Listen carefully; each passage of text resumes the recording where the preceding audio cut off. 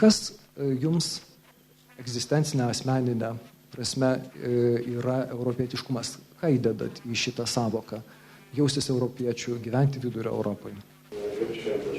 Visų pirma, norėjau labai nuoširdžiai padėkoti už kvietimą atvykti į Vilnių, už galimybę kreiptis į jūs, į puikus susirinkusius žmonės ir visų pirma pasisveikinti su visais, kurie susirinko į diskusiją penktadienio popietę.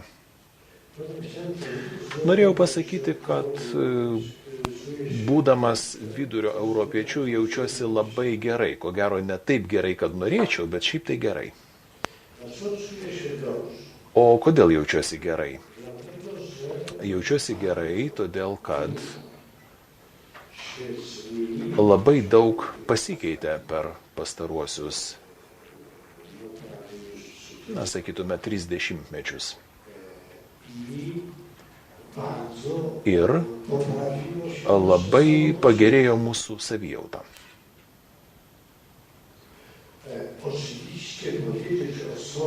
Akivaizdu, kad pasakyčiau, jog atsikračiau europietiškojo komplekso, kuris buvo būdingas per kartų kartas, būtų ko gero per daug, nes po pusvalandžio kažkas tiesiog prisikabins, sakykime, prikibs, kad neteisingai kažką išreiškiau. Tačiau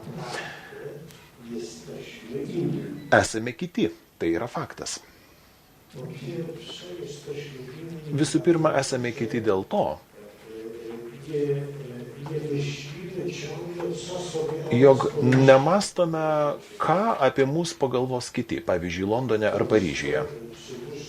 Lenkijoje, manau, kad ir taip pat Lietuvoje, kartų kartos gyveno su tokia mintim, o ką jie apie mus ten pamastys. O tegu savo masto, mes irgi mąstykime. Ir mūsų mintis nėra nereikšmingos. Atvirkščiai, jie kalba apie tam tikrą patirtį, kurios galbūt tenai nebuvo. Labai svarbi universali patirtis. Ar tinkamai išreiškėme visą tai, ką mąstome, ar tiesiog buvo toks universalus pojūtis ir tiesiog, ar mes su to susitvarkome? Manau, kad taip. Tačiau atrodo, kad mes jau nesame nereikšmingi ir ne mus kažkas apibūdina, bet mes patys apsibūdiname arba apsibrėžiame, yra labai geras jausmas. O tą jausmą formuoja taip pat ir faktas, jog svarbus yra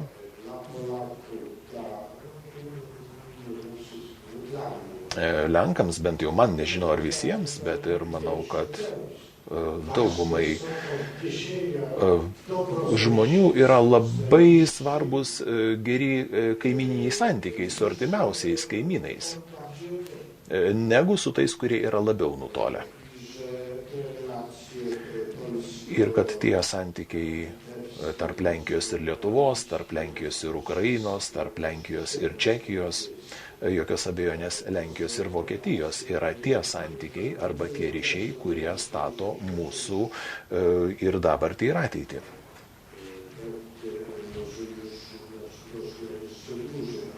Ko gero galėčiau ilgiau čia mąstyti ir reikšti mintis, tačiau tai yra du skirtingi klausimai. Visų pirma, jausmas to, kad mūsų subjektyvumas nėra apibrėžiamas kitų, mes patys jį apsibrėžiame. O svarbus dėmuo to mūsų pagrindo yra mūsų ryšiai, mūsų savitarpio ryšiai. Labai graži įžanga į mūsų diskusiją. Aš atsiprašau jūsų, kad iškart neįspėjau, jog 4. ir 6. kanalas yra vertimo kanalai, bet man atrodo, kad jūs jau susiradote. Kada kultūros, istorijos ir antropologijos grandas, kaip Andžejus Mencvelis pasako, kad jau galime nebebijot vakarų, jaustis gerai, jausdamiesi vidurio europiečiais, atrodo nebėra ką pridurti. Bet pati vidurio idėja, bent jau čia, Vilniuje, ji yra labai fragmentuota. Jo labiau, kad, kaip Andžejus Mencvelis yra rašęs ir šitame tekste skamba, jos 200 metų nebuvo. Mūsų regione 200 metų vidurio Europos nebuvo. Ir dabar yra, kadangi istoriniai regionai yra mentalinė konstrukcija, mes bandom ją tarsi rekonstruoti. Ir iš ko kartais susidaro įspūdis, kad iš labai kol kas fragmentus jaučiam tik. Aurimas tikrai nežinojo mane pakviesdamas, kad mano pirmasis užsienis buvo Čekoslovakija. Tais metais, kai čia jau buvo sąjūdis, o ten jo nepadujų nebuvo ir buvo labai daug tarybinių žvaigždžių. Tai čia ir iš tiesų, kai klausia apie kas man yra vidurio Europoje, yra pirmiausia atpažįstamumas. Jeigu būčiau įmestas arba buvau įmestas į kokią nors bet kokią egzotišką šalį, tai jinai man ir yra nepažini, kad ir kiek aš ją per 3 savaitės, mėnesį bandyčiau suvokti ir suvokčiau 1 milimetrą iš 10 metrų ar panašiai.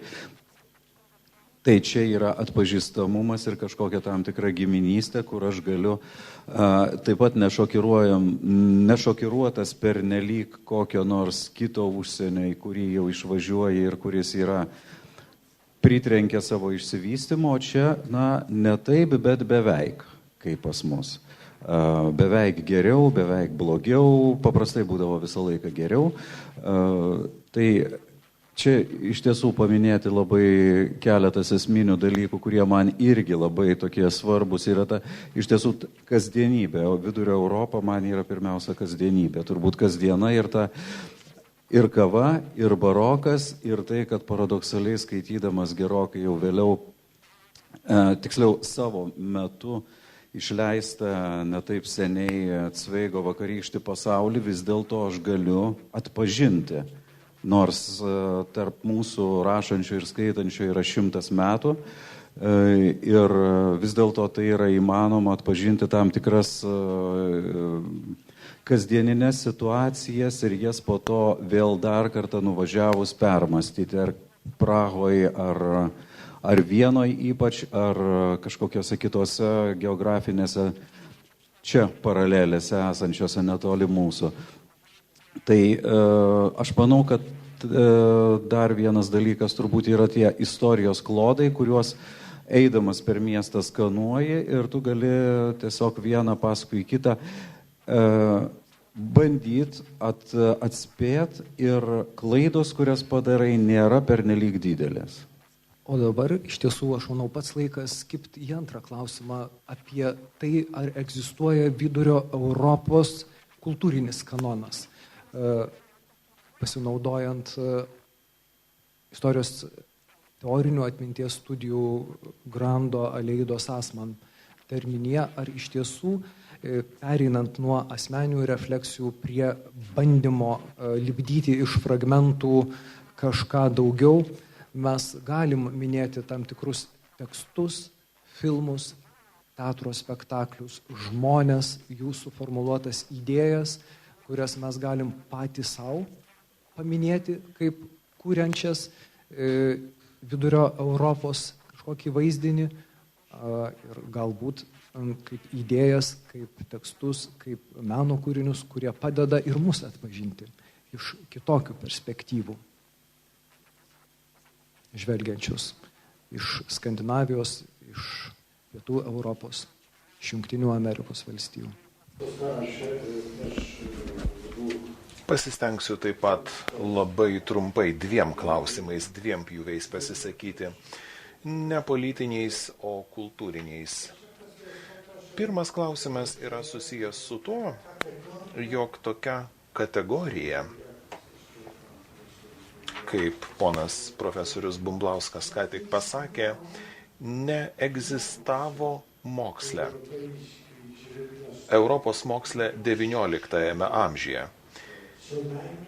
Ir bent jau iki 20 amžiaus vidurio dėl to, kad ta kategorija neegzistavo moksle, XIX amžiuje buvo tam tikri istoriniai kanonai. Tai yra kultūra, tai yra suvokimas, tai yra visuotinės literatūros koncepcija XIX amžiuje. Nes Goethe ir Šileris sukūrė tą kategoriją. Ir kadangi mūsų nebūta, mes ir neįėjome į tą visuotinį literatūrą. Jog galimegi būtent pakalbėti apie visuotinės literatūros vadovėlius, kur buvo įtraukti kiti autoriai, kodėl ne mūsų. Dėl to, kad mūsų tiesiog tenai nebūta. Galima taip pat pasakyti apie istorinį kategorizavimą. Jeigu Vidurio Europa neegzistavo kaip po tokia, tai ir nebuvo tokios geopolitinės erdvės. O kadangi nebūta tokios geopolitinės erdvės, nebuvo ir susijusių išvestinių. Kasgi Paryžiui galėjo skirstyti, kas ten buvo, ko nebuvo. Neseniai dar juokavome, jeigu Aurimas leis, tai aš papasakosiu tokią istoriją. Prieš 30 mečius buvo Lenkijos knygos atidarimas, parodos atidarimas. Buvo tokia labai miela prancūzaitė, apsirengusi kaip George Sand. Žinoma, tai buvo ironiška, jinai žinojo, kad tai yra ironiška. Ir atėjau paklausiau, ar ten yra kažkas tarp Vokietijos ir Rusijos. Buvo ironiškas klausimas, tačiau savotiškai įsivaizdavimas per labai ilgą laiko tarpą būtent buvo toks. Vokietija, Rusija. Ir ne tik tai tie, kurie buvo išsimokslinę, bet tiesiog tokie mitai, kuriais remiantis buvo kuriamas istorijos mokslas arba kategorizavimas. Būtent dėl to pirmasis klausimas,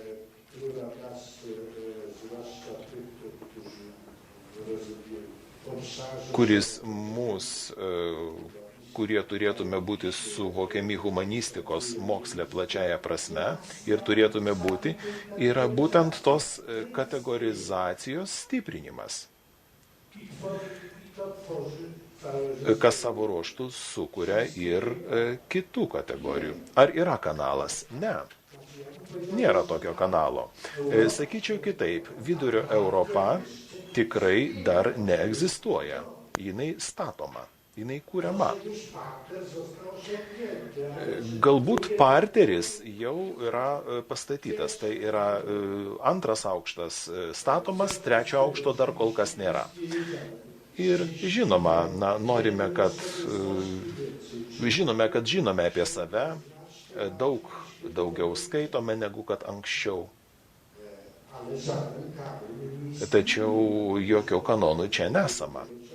tą kanoną reikia tiesiog sukurti ir daug kada reikia pastatyti ant to fundamento. Na, aš tai jau pirmam atsakymą bandžiau pasakyti, kad sunkiai įsivaizduoju, kas ta Vidurio Europa, jo labiau, kad mes ilgai buvom turbūt priklausomi nuo Milano Kunderos vizijos. Čekų mąstytojo, rašytojo. Vidurio Europoje yra atplėšti vakarai.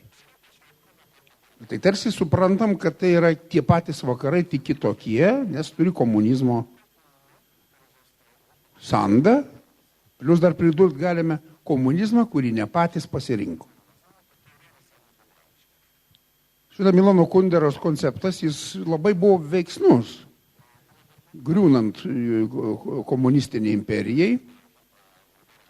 Ir Lietuvoje jis irgi tarnavo, teigiant, kad ir Lietuva yra tokia pati atplėšti vakarai, kaip ir Lenkija, Čekoslovakija ir Vengrija.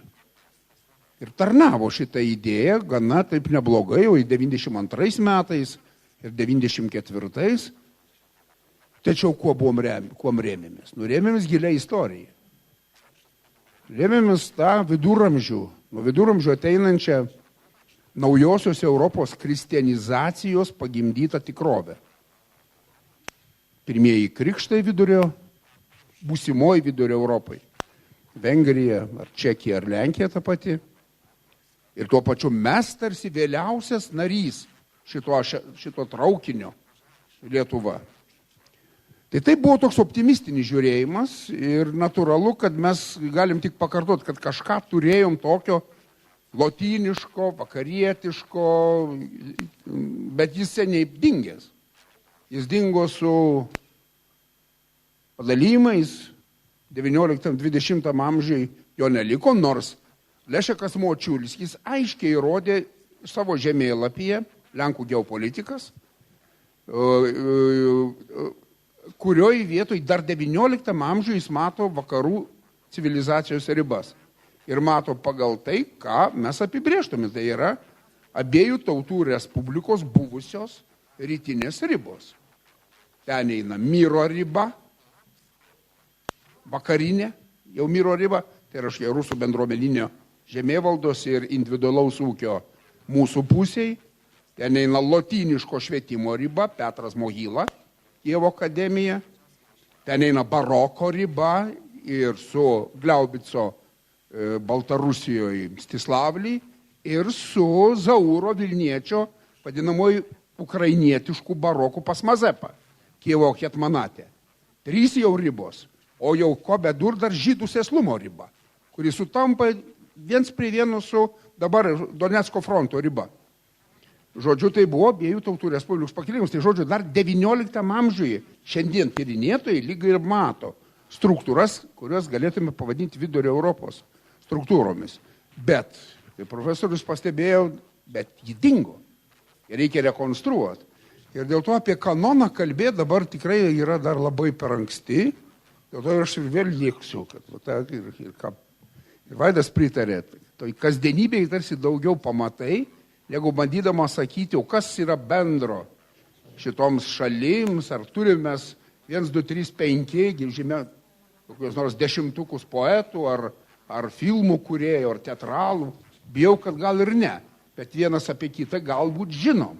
Aš dar, kadangi čia Vaidas yra, aš manau, aš esu tokį tekstą rašęs, kur labai norėčiau grįžti prie Grotowskio ir jau Nekrošiaus, prie mūsų pastebėjimo, kad lietuvių kinas yra teatras ir taip toliau.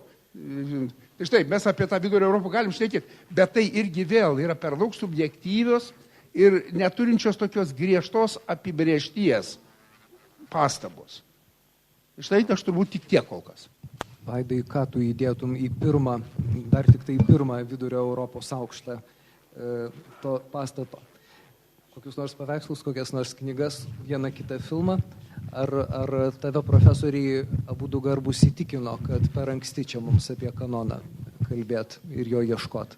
Tam tikras vis tiek tie patys atpažįstamumo ženklai arba tai, kas labai sujaudina iki šiol tam tikri dalykai, kurie yra jau toj pačioj Kunderos koncepcijoje, vardindamas Kunderą įvairius, sakykime, Austro-Vengrijos, reiškia, menininkus, kur tiesiog ten ištisas sąrašas yra nobeliatų arba vienų pačių didžiųjų rašytojų ir taip toliau. Kiek mes galime į tai įdėti, be abejo, mes labai norėjom įdėti daug, ypač po 90 metų. Galima prisiminti tokį, nežinau, kelią į rytus teatro pasaulyje, kai buvo susikūręs tarptautinis tinklas Teorem, kuris keliavo į atrastas naujas žemes, ieškodamas kažkokių tai naujienų teatro pasaulyje. Ir čia jis atrado be abejo Lietuvoje Nekrošių, nors Nekrošius pirmiausia jis jau kur kas anksčiau buvo atrastas per Lenkiją, bet atrado Koršunovą, Varną, atrado Hermanį Latvijoje ir kitus, taip sakant, kažkuo besisiejančius, įdomesnius, bet kartu su tuo šiek tiek vis tiek jiem kaip kolonizatoriams savotiškiem įdomus tas laukiniškumas. Arba kažkoks kitoks žvilgsnis, sakykime, į kasdienybę. Tai čia galima dar bus pakalbėti apie tą jų laukiniškumą ar kitokias nuo vakarų estetikas. Bet man pačiam atrodo, kad labai svarbus buvo juk iš tiesų toksai vidurio Europos fenomenas, kuris yra labai vidurio Europos, tai mes galim pasikalbėti apie vengrų kiną, galim kalbėti apie Prahos pavasario kiną, galim kalbėti ir manau, kad labai stipriai, netgi už juos galbūt stipriau, visą Lenkų moralinio nerimo kiną, ant kurio dabar tiesiog jis tebesitęsia, jis nesibaigė su tais didžiaisiais kūrėjais, kurie ir dabar kai kurie kūrė, bet, sakykime, naujasis Jano Matušinskio filmas Paskutinė šeimos, Statinė Rodzina yra absoliučiai iš tos pačios serijos, lygiai kaip ir paskutinis Vaidos filmas, Povidoki, povaizdžiai. Tai pagaliau mes galim kalbėti ir apie, gal aš į dailę tikrai nesileisiu, nes nesu profesionalas, bet teatre sąsajas tam tikras, kurios be abejo pirmiausia eina per ezopinę kalbą, galėtume pasakyti taip. Bet greičiau susijusios būtų ta ezopinė kalba. Ezopinė kalba apskritai yra toks dalykas, kuris mano manimu, čia neseniai Venclovos biografija, dabar tik tai Tomo Venclovos nepasakysiu tik pavardės. Jinai Donata Mitaitė? Ne, tiesiog. Kalbėjo apie Taip. Britanijoje išleistą knygą. Jinai paminėjo vienoje radijo laidoj, kad totalitarinėse visuomenėse yra paveiki poezija, o demokratinėse romanas. Tai mes romano neturime, o ypač tuo metu mes turėjom labai daug poezijos, labai daug svarbi buvo ir teatre taip pat buvo poezija svarbi, kuri sutapo idealiai su draudžiamais dalykais. Tai ta poezija kartais netgi, aš ją atpažindavau dabartiniuose Irano filmuose, kuriuose jie vartoja poeziją, nes negali kitaip išsireikšti ir pasakyti kažko. O pas mus tas buvo išpuoselėta, kuri vėlgi grįžtų, jeigu lietuvių metaforinis teatras, mano įsitikinimu, vėlgi metafora prasidėjo nuo mažo Nekrošiaus cukraus gabaliuko Lietuvoje ir išaugintas buvo, tai cukraus gabaliukas yra ta kasdienybė. Ir kasdienybė joje pastebėti. Ir ta kasdienybė tai gali būti Šimborskos poezija, kurioje labai daug yra kasdienos, nepakylėtos, bet kuri jau tampa kažkokiu sakrum dideliu dalyku. Kasdienybės yra ir Herberto poezijoje, pagaliau kasdienybė Zoltano Husariko filme Sindbadas, senam filme, kur žiūri į riebulius sriuboje, labai makro objektyvų priartintus ir tu matai, kaip jie tirpsta ir tai sukuria kažkokią, ar tirpstantis tirpstanti alaus puta, jinai sukuria savo kažkokius tai savo pasaulį, savo abstrakciją netgi. Tai per daug įsileidau, bet tai yra tie kažkokie, man tai yra su kasdiena labai susiję dalykai. Nors mes galim pasakyti iš karto, kasdieną dar geriau turbūt įprasmino prancūzų semiotika, nagrinėdama kiekvieną turbūt mūsų judesi, bet mene išreikšta jinai labai stipriai yra. Ačiū, Vaidai, iš tiesų labai elegantiškas ir įdomus pasažas, mūsų diskusijai naują iš tiesų spalvą pridėjęs apie tai, ką galim ir ko negalim tikėtis iš tokios savokos vidurio Europos kultūros kanonas. Ir dabar aš žiūriu vėl į profesorių Andžejų Mencvelį, nes prieš jums atvykstant į Vilnių, interneto dienraštis Bernardinai paskelbė jūsų tekstą Vidurio Europa pagal Ježį Gedroic. šitą tekstą jūs atsiuntėt man prieš gerą mėnesį, kada kalbėjome apie būsimą diskusiją, apie jūsų vizitą į Vilnių. Ir mes tikėjomės, kad šis tekstas padės lietuvių auditorijai, žmonėms, kurie ateis į šitą diskusiją, šiek tiek perprasti, kas jums svarbu, kokios idėjos jums aktualios, kalbant apie Vidurio Europą. Ir dabar aš jūsų paprašyčiau trumpai pakomentuoti svarbiausias Ježy Giedroic idėjas ir pasakyti, kaip tai, kas atrodė neįmanoma XIX amžiui, kalbant apie Vidurio Europą, tapo realybė XX amžiuje. Pereikime prie Giedroičio ir kultūros. Manau, kodėl tas veikalas yra svarbus ir čia tikrai nesu vienas, kuris taip mano, tai yra netgi toks lūžio taškas, netgi sakyčiau puikus, stebuklingas veikalas, kadangi 5-6 dešimtmetyje 1951 metais yra išleidžiama deklaracija, kuri buvo praplėsta ir galutinis variantas buvo parašytas 1952 metais. Po to visa tai išsikeroja į tokią koncepciją, į savoką, kuri yra būdinga Lenkijos istoriografijai - Ukraina, Lietuva, Baltarusija. Vat būtent tos trys šalis, tos trys plotmės. Ir kasgi vyksta?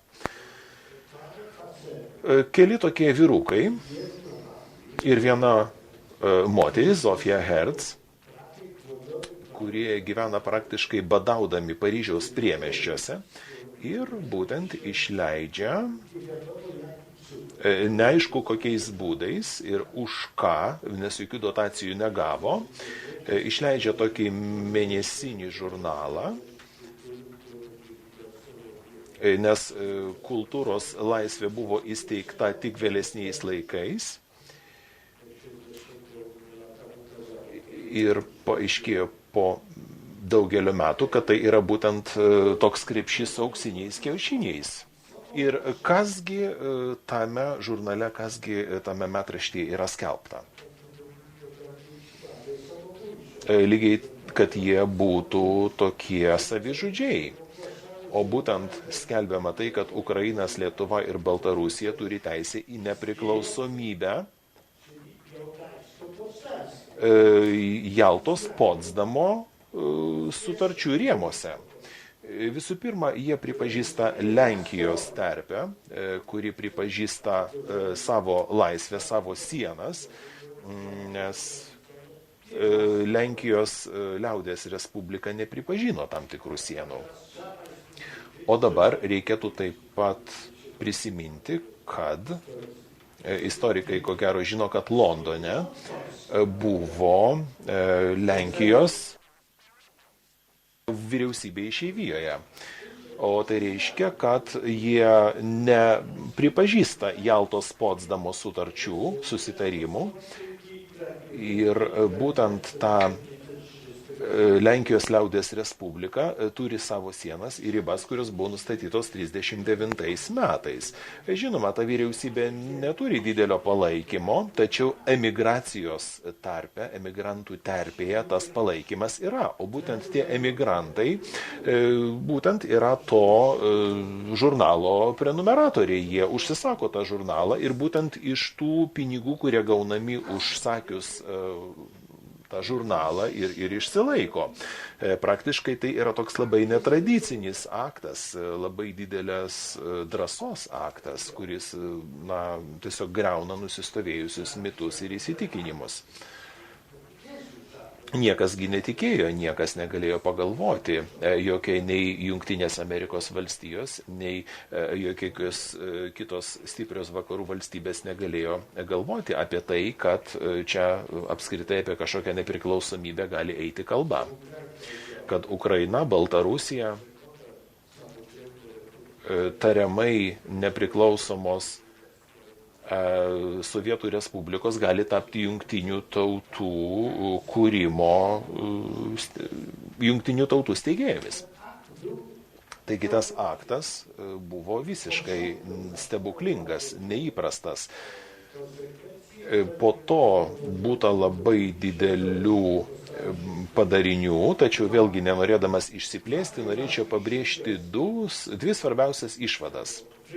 Išvadas, kurios iš to atsirado, iš to akto, iš tos publikacijos, kurios po to būtent buvo plėtojamos skirtingais būdais politinėje publicistikoje, eseistikoje ir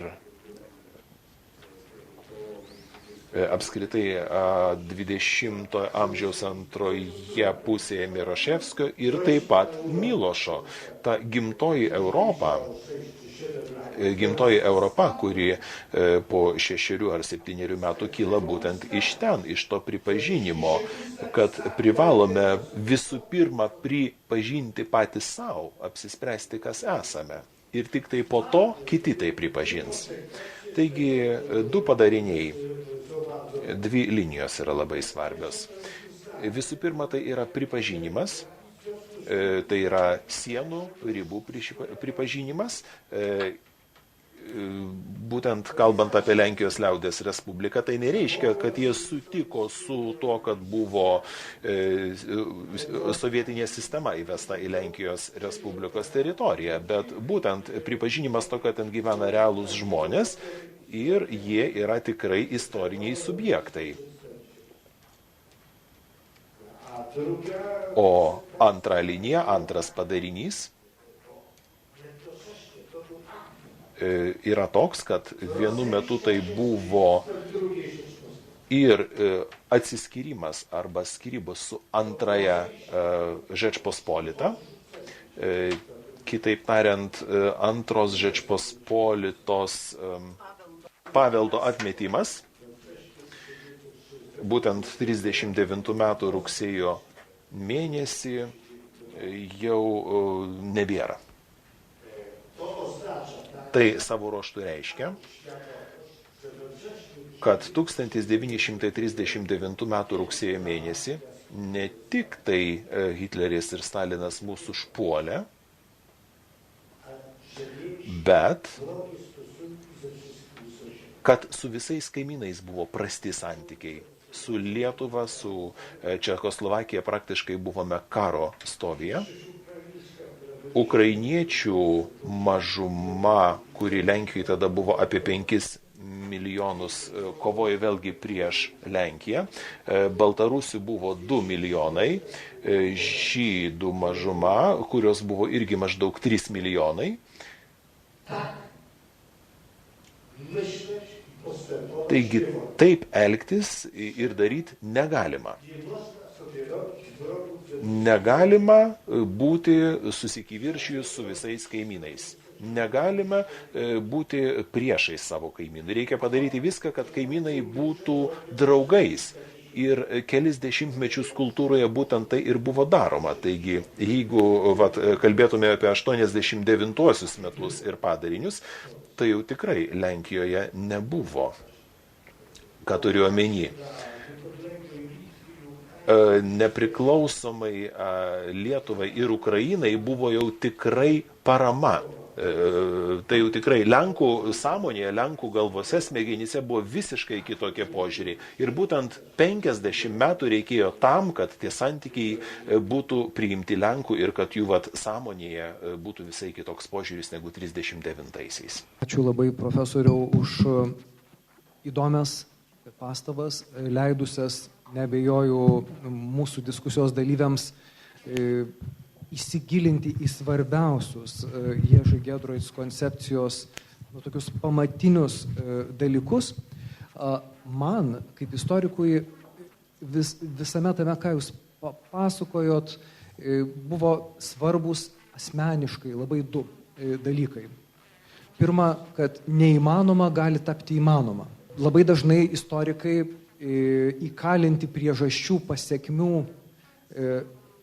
paieškos, tokioj, nežinau, priežasčių pasekmių paieškoje, jie pasiduoda tokiam istoriniam determinizmui. Ir kažkuria prasme sako, tai buvo, todėl kad kitaip negalėjo būti. Arba kitaip negali būti, bus tik taip, nes visados baigdavosi tik tai šitaip. O Ježy Giedroic mums duoda pamoką, kad neįmanoma gali tapti įmanoma, bet su viena sąlyga. Jeigu keisim savo mąstymą. Ir kažkuria prasme Atviros Lietuvos fondo diskusijų ciklas, Europos idėjos paieškos, tikriausiai konceptualiai remiasi ta prielaida, kad reikia keisti savo mąstymą. Jeigu ką nors ir galim padaryti, tai reikia visų pirma pradėti nuo savęs ir keisti savo mąstymą. Ir žiūriu dabar į profesorių Alfredą Bumblauską, nežinau, kad jisai prieš 10 metų rašė tekstą Lietuvos strategijos Rusijos atžvilgių. Ir jame, šitame tekste, minėjo Ježy Giedroic koncepciją. Kokiam kontekste jūs matėt, kad Ježy Giedroic idėjos gali padėti Lietuvai 21 amžiui? Paprastas atsakymas būtų iš karto. Dėl to, kad mes Ježy Giedroico nesam įvertinę jau vien moraliniu požiūriu, kad jis, čia grinai iš lietuviško egoizmo žiūrint taško, pripažino Vilnių Lietuvai. Juk Lietuva nepermąsčius iki šiandien yra, kad ji Vilnių yra gavusi iš Stalino rankų. Ne iš ko nors kitų. Mes turime gėdos pagrindų Vilnių. Ir štai jau vien šituo kampu Ježy Giedroico koncepcija yra auksinis paminklas turėtų būti Vilniuje, kuriam kiekvienas lietuvis turėtų kažkaip patnašauti. O po šiai dienai turim tik tai už nuopelnus Lietuvai didžiuojamės, kad Giedroicui davėm, bet ką tokį davėm, patį žemiausią, medalį. Gėda.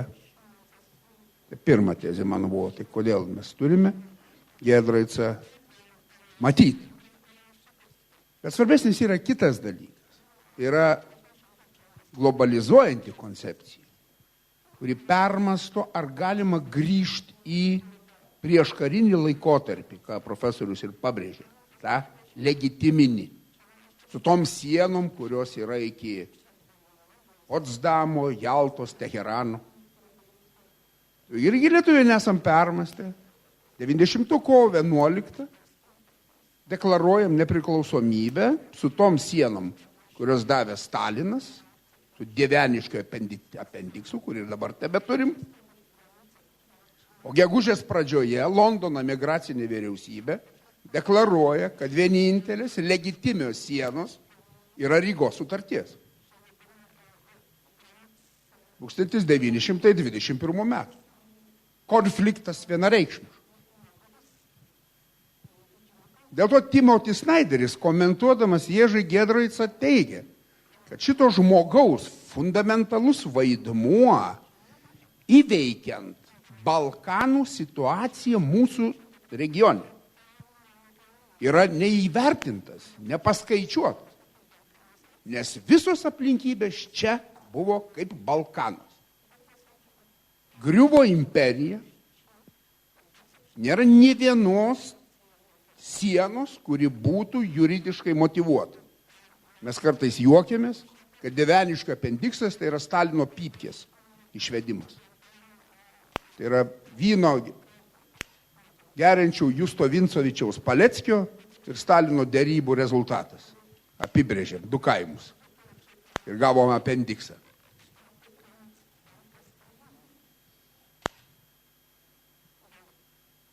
Ne vienos sienos. Apie Kaliningrado eksklavą ar enklavą, kaip jau bepavadinsime, kalbėti jau net neverta. Kiekviena šalis šitam regione nuo Moldovos iki Narvos turi tautinės mažumas, kurios viena kitai turi neišsakytas pretenzijas prie komunizmo, kurių negalėjo išsakyti.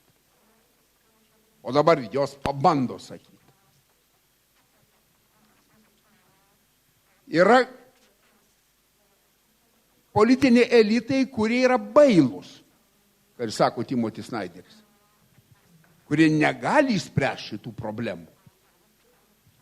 Ir štai va šitame kontekste, kada pas mus jau puikiai prisimenam Šalčininkų autonomiją, Adamas Michnikas yra pasakojęs.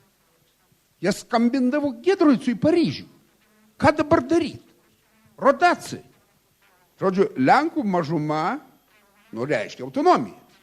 Ir kiek tokių autonomijų nuo Moldovos iki per visą regioną. Mintyse. Ir šiandien tokių pačių. Jimantas Melianas tiksliai fiksuoja, kiek Maskvos planuosi dar tokių sugalvojimų yra. Iki pat žemaičių separatizmo. Ir ką?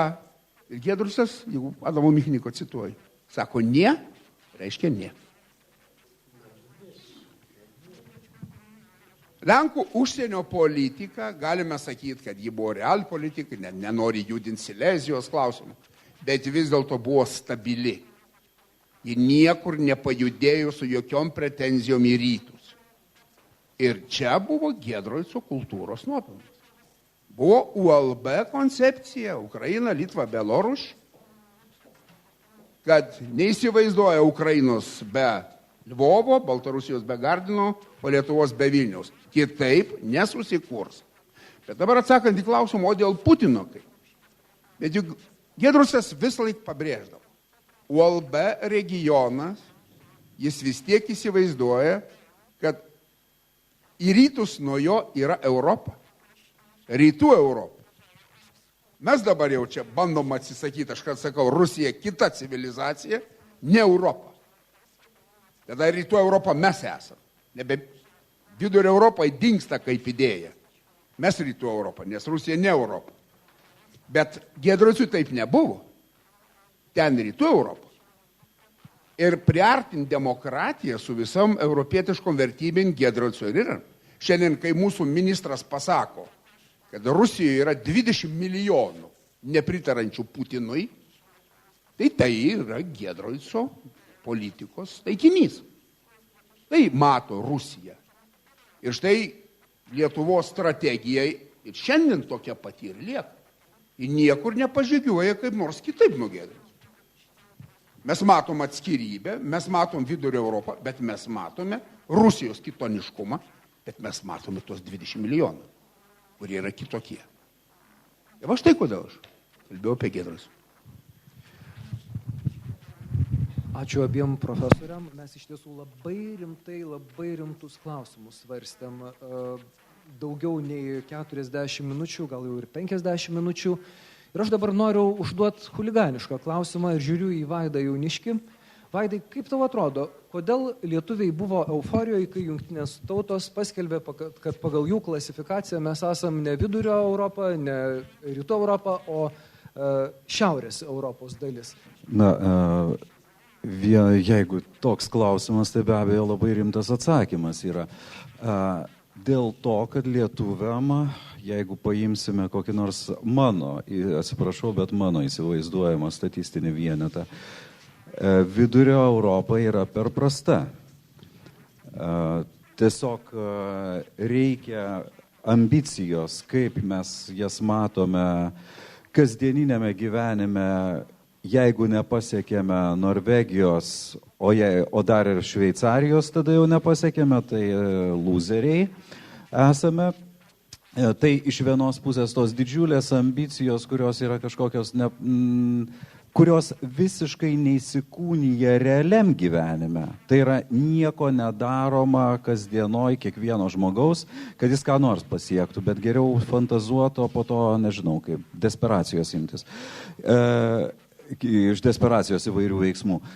Kitas dalykas, be abejo, su Vidurio Europa aš įsivaizduoju, kad yra dar nebaigtos tam tikros sąskaitos, kurias paradoksaliai, pavyzdžiui, aš patiriu iš net jaunesnių už mane žmonių gyvenančių Kaune, kurie gali pasakyti, kad tiesiog turėt paniekinamų pretenzijų Lenkams dėl anos Vilniaus okupacijos, nepaisant to, kad dėka tos okupacijos Kaunas ir iškilo. Bet ir taip toliau. Be galo daug įvairių dalykų, kurie tiesiog yra nepamatuotos ambicijos, kuriuose labai gerai jaustis nesuprastam mesijui. O iš tiesų, ir netgi jeigu mes pasižiūrėtume į dabartinį tą realpolitik variantą, čia mano kokia nors tokia skaudama žaizda būtų tiesiog, kaip aš galėčiau nuvažiuoti kitai savaitėje ar kažkada iki Varšuvos pasižiūrėti spektaklio ar panašiai. Ir aš turiu skristi, nes važiuoti reikia 9 valandas, kas buvo jau 30 ar 20 metais 4 valandas iki Varšuvos galima buvo važiuoti. Ir taip toliau, mes netėsiam net tiltų. Ir dėl to fizinis Europos nepasiekiamumas, jisai pasidaro tada, taip, mums juk iš tiesų labai dar ir švedai su danais padėjo pačioj nepriklausomybės pradžioje ir ten keltai, ten patogu ir švaru, gražu, o Lenkijoje ką, juokauju, bet labai daug yra tokių pastebėjimų, sakykime, reklama prasta pakelėse. Ir taip toliau. Bet kokių galime atrasti neigiamų dalykų, kad tik nepamatytume savęs. Tai paradoksaliai tai, ką pats pasakėjai, Vidurio Europą atpažįstama per kasdienybę, mes iš pat pradžių konceptualizavome, o dabar sakom, kad ta kasdienybė kartais, ypač nesiekiant jos pakeisti, pagerinti, kartais mus ir išbaido. Vienas amerikiečių politologas, dirbantis Berklio universitete, tuo metu, kai Vidurio Europos šalis tapo Europos Sąjungos dalimi, yra suformulavęs vieną tezę, kurią aš pabandysiu tiksliai perteikti, radau. Anot to Ken Jovit, narystė Europos Sąjungoje tai geriausias dalykas Vidurio Europos šalims nutikęs per pastaruosius 500 metų. Žinoma, bravūros tokios intelektualinės pastarajam teiginy yra, bet jūsų pastaba paskatino mane, galvojant jau ir apie tai, kad diskusija palengva baigėsi, užduoti dar vieną klausimą. Mes esam Europos Sąjungoje. Mes prisidėjom prie to didingo, ambicingo projekto. Dažnu atveju sako, kad tame didingame, ambicingame projekte didingų, ambicingų tikslų, vizijų ir kitų dalykų nematyt, bet tai palikim kitai diskusijai. O dabar susitelkim į save, į savo mąstymą ir aš tiesiog po trumpą repliką, jeigu turit kokią nors idėją, paprašyčiau iš jūsų pasakyti, kaip mums Vidurio Europos gyventojams su ta tokia skaudžia labai patirtim, su ta kruvinų žemių istorija, išmokti į Europos Sąjungą žiūrėti ne kaip į dar vienos okupacijos mentalinės ar kultūrinės pavojų, o kaip į galimybę. Užsimt kūrybą, kažką pastatyti, kažką parašyti, kažką sukurti. Nuo paskutinio jūsų sakinio pradėsiu. Nėra jokio čia palyginimo su kažkokia okupacija, jeigu kalbame apie Europos Sąjungą. Laikausi nuomonės, kaip ir tas amerikiečių istorikas, kurį pacitavote, nes pats anksčiau esu rašęs tokią mintį, jokios abejonės nėra, kad tai yra geriausias laikas, geriausi laikai. Galbūt ne tų barokinių bažnyčių, nes man šiaip renesansas asmeniškai patinka. Ir tie auksiniai Lietuvos, Lenkijos laikai, tai ko gero, nuo tų laikų tai yra dabar geriausi laikai. Ar mes tinkamai pasinaudosime to laikų, tai čia jau kitas klausimas. Žečpospolita buvo pasinaudojame gerai ir toliau naudojamės. Matydami netgi tą baltą ar juodą planą. Ir ta diskusija, toks susitikimas kaip šiandien, prieškario Lenkijoje nebūtų apskritai įmanomas. Ir nebūtų įmanomas Lietuvoje pokario laikais. Per beveik 50 metų. Tai yra lygiai taip pat kaip su oru. Jeigu kvėpuojate, tai to nejaučiate, bet jeigu trūksta, tai tada iškart pajaučiame. Tai yra labai svarbu. Galbūt nėra nors nėra tų tiesioginių padarinių. O dabar kasgi su ta sąjunga? Nežinau kaip Lietuvoje, bet žinau kaip yra Lenkijoje su ta Europos sąjunga.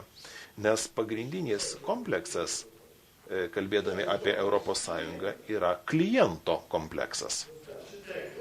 Tai reiškia tas, kuris šiaip jau Europos sąjungą supranta kaip kasą, kaip pinigus.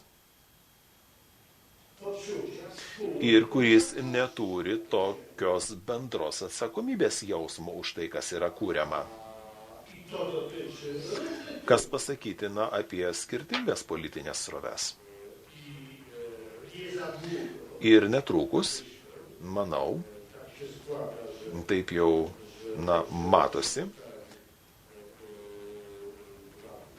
perskaičiau prieš porą savaičių naujo Prancūzijos prezidento knygą. Kažkaip apie tai nekalbama ir nerašoma. Neskelbėme, kad jis yra labai geras politinis rašytojas, naujasis Prancūzijos prezidentas.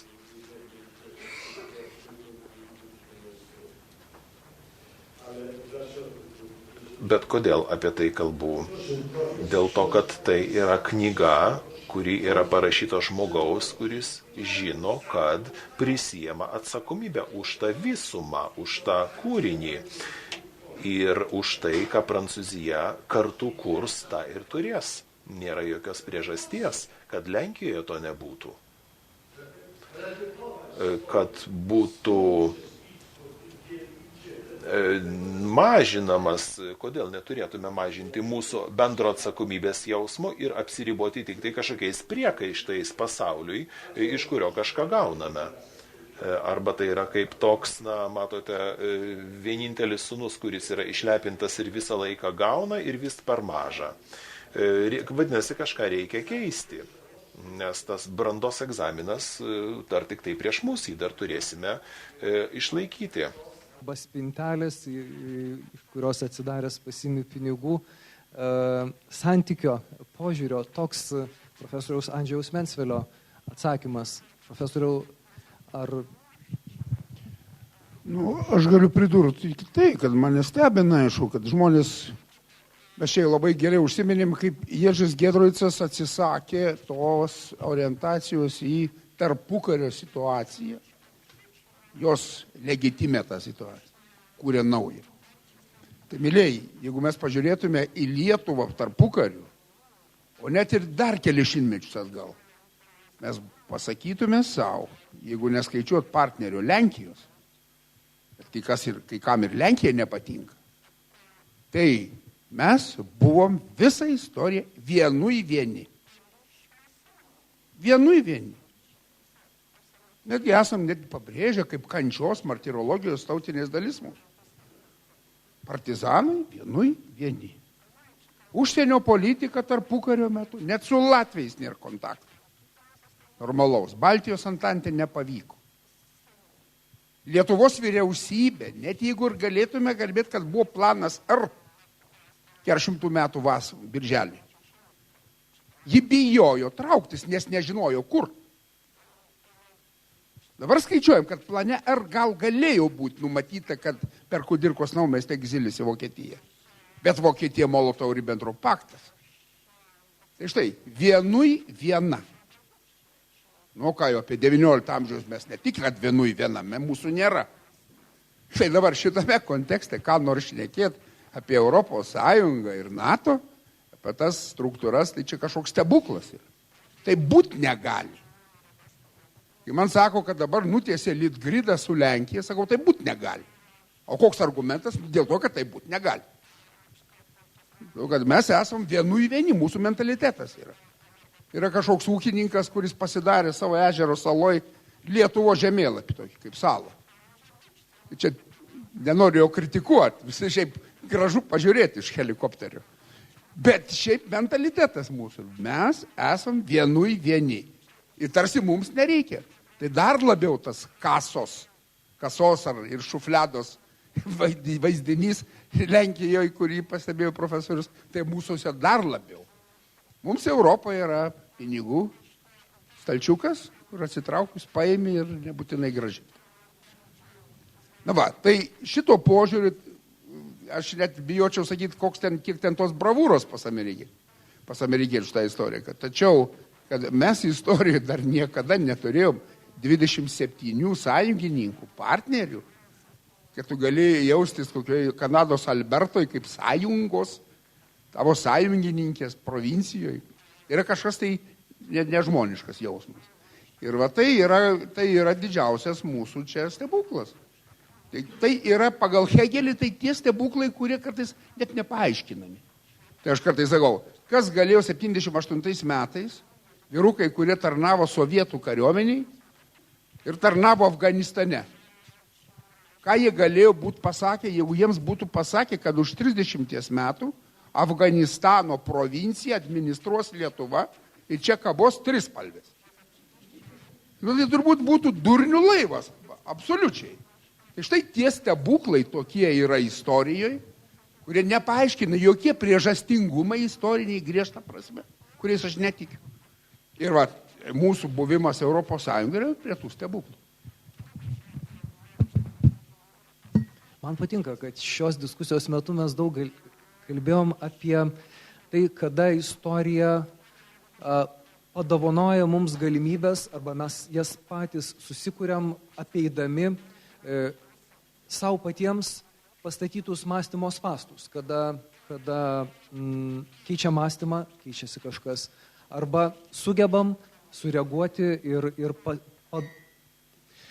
pasinaudoti likimo suteiktą mums galimybę. Iš tiesų, mes dabar gyvenam galimybių laike ir aš žinau, kad jūs turite dar daug klausimų ir daug galimybių replikuoti ir koreguoti diskusijos metu pasakytas tezes.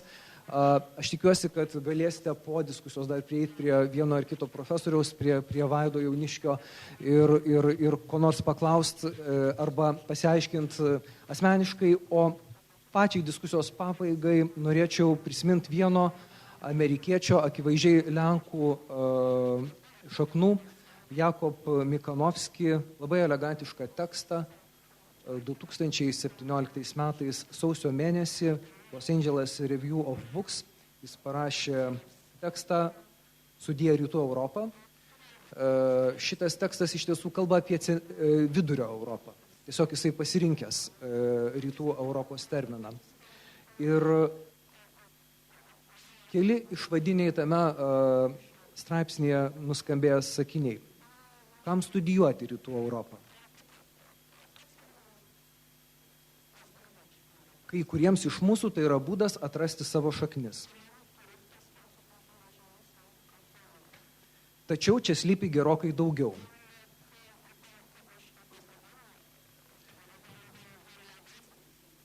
Esame pratę laikyti save protagonistais.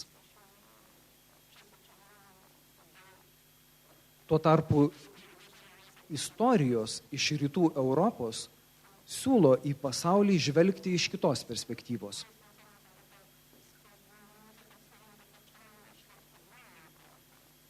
Jos primena, kad ne visuomet esame savo likimo kalviai. Kartais istorija eina sava, nuo mūsų nepriklausoma vaga. Tad vienintelis būdas ją priimti, tai nuolankiai susitaikyti arba juoktis.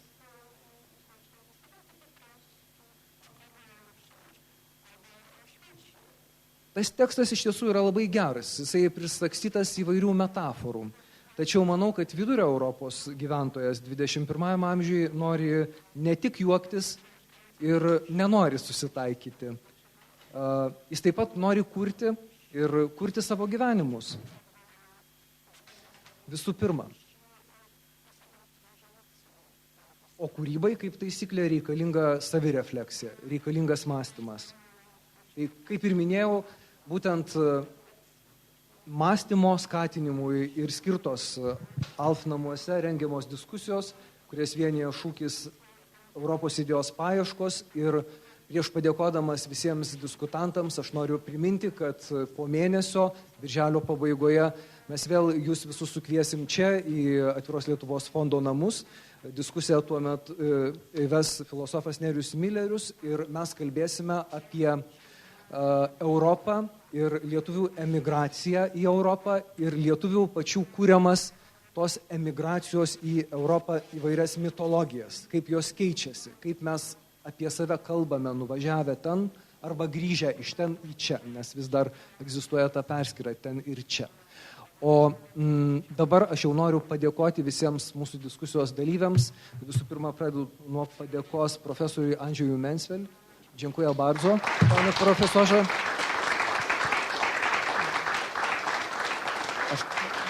Aš taip pat labai dėkoju Jums, profesoriau Alfredai Bumblauskai. Jūs esat tas žmogus, kuris visados randa ką pasakyti apie profesoriaus Andžejaus Mencvelio koncepcijas. Ir aš, aišku, labai dėkingas teatro kritikui Vaidui Jauniškiui, kuris, kaip ir minėjau, neleido istorikams įsisiautėti ir vis grąžindavo nuo istorijos ir geopolitikos prie kultūros ir kasdienybės ir prie kitų labai svarbių dalykų. Ačiū, Vaidai. Ir ačiū Jums visiems, kad dalyvavote šios dienos diskusijoje. Iki susitikimo lygiai po mėnesio.